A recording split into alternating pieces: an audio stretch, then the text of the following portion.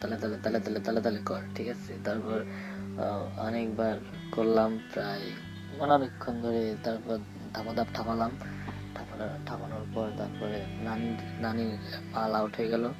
তারপর বললো ঠিক আছে, আমার মাল আউট হয়ে গেছে, তুই আউট করে ফেল এখন। তারপর আমি বললাম তুমি আউট করে।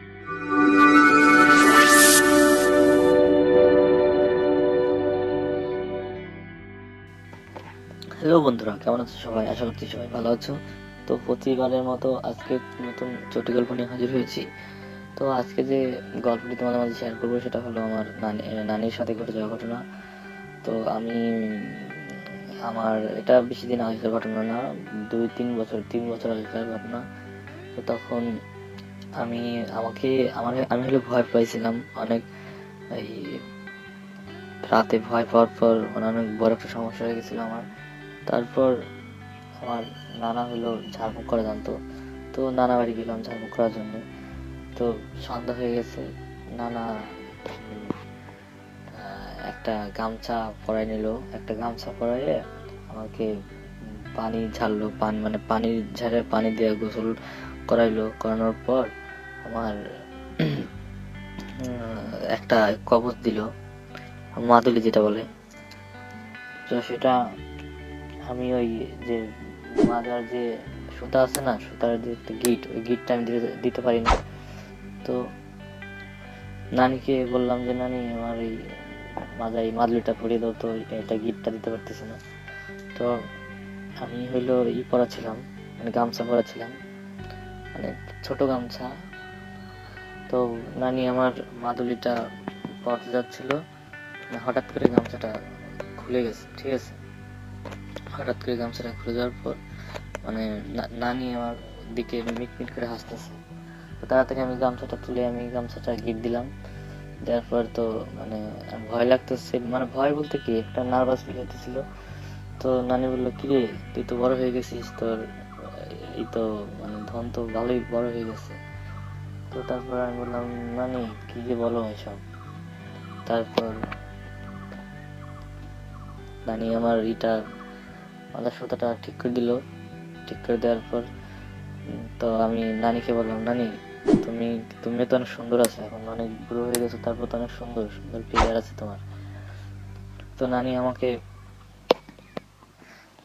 আমাকে বলল কেন তুই কি আমাকে আমার ধরবি নাকি, দুধ ধরবি নাকি? নানি তো সমস্যা কি, ভাই আজকে রাত্রে একসাথে শুবো। তো না, আমি তো খুশিতে অন্যরকম।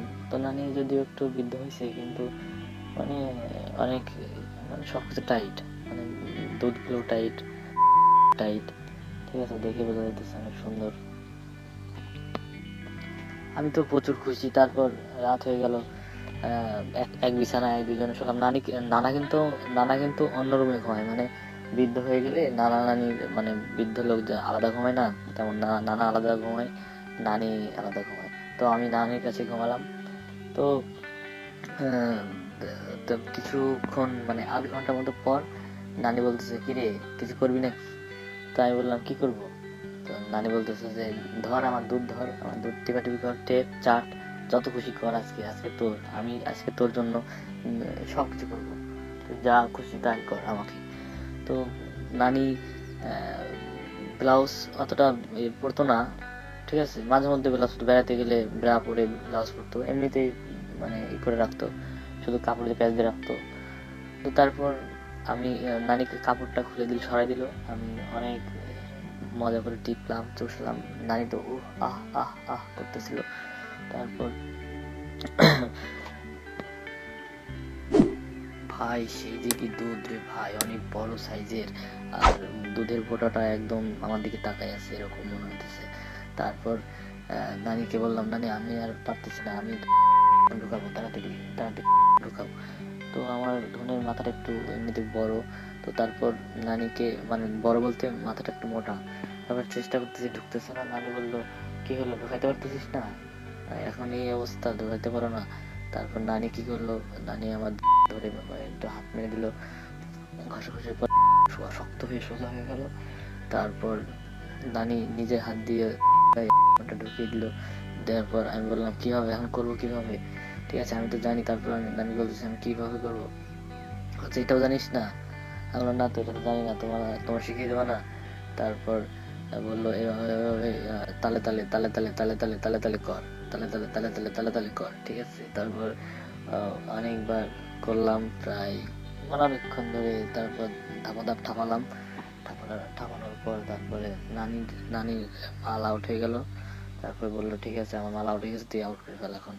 তারপর আমি বললাম তুমি আউট করে দাও। তারপর নানির বুকের উপরে আমি বসলাম, দুধের দুই ফাঁকে বসাই দিলাম। তারপর আমি বললাম নানি এবার একটা ই করো, ই করে খসাখসি করে আমার মালটা আউট করে দাও তাড়াতাড়ি, তাহলে কিন্তু তোমার মুখে ঢুকিয়ে দেবো। তো তারপর নানি এভাবে হাত মারতে মারতে মারতে মারতে তারপর মাল আউট হয়ে গেল। তারপর নানির সাথে ওইভাবে মানে জড়ায়ে ধরে শুয়ে আছি, দুইজন একসাথে পাশাপাশি। আমি বুকের উপরে এইভাবে শুয়েছিলাম। সকালবেলা তারপরে ঘুম থেকে উঠে গোসল টোসল করে তারপর আমি বাড়িতে চলে আসলাম। তো এই হলো বন্ধুরা আমার নানির সাথে ঘটে যাওয়া একটা ঘটনা। আসলে নানিটা অনেক জোশ ছিল, মানে কি বলবো, অসাধারণ অসাধারণ ফিলিংস ছিল আমার। তো বন্ধুরা এখন নতুন নতুন গল্প বা চটি গল্প শোনার জন্য আমার চ্যানেলটিকে সাবস্ক্রাইব করে পাশে থাকা বেল বাটনে প্রেস করে দাও, যাতে আমি নতুন কোনো ভিডিও আপলোড করলে সঙ্গে সঙ্গে তুমি পেয়ে যাও। আর যদি ভিডিওটি ভালো লাগে অবশ্যই তোমার বন্ধুদের সাথে, তোমার প্রিয়জনের সাথে শেয়ার করো। তোমার বন্ধু মানে বুঝেই তো, যারা এরকম বুধমারানি বন্ধু আছে তাদেরকে শেয়ার করে দাও, যাতে তারা মজা করতে পারে, ঠিক আছে, যাতে রাত্রে হাত মেরে নিজেকে ঠান্ডা করতে পারে। ঠিক আছে বন্ধুরা, ভালো থেকো, দেখা হচ্ছে পরের ভিডিওতে।